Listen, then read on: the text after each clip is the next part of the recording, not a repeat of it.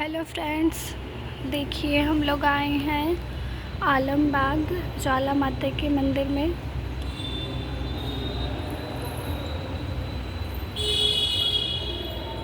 कितना अच्छा वीडियो बनाए हैं हम।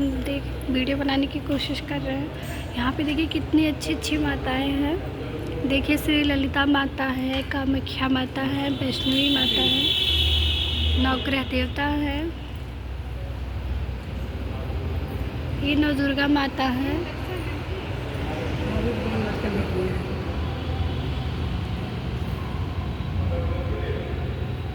उधर देखिए, हम आपको दिखाने की कोशिश कर रहे हैं।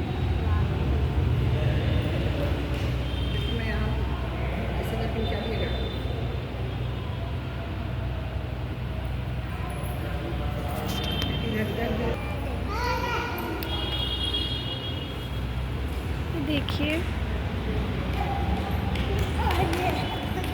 ये मम्मी है। इधर देखिए, हम आपको दिखाने की कोशिश करेंगे। इधर 10 महाविद्या है।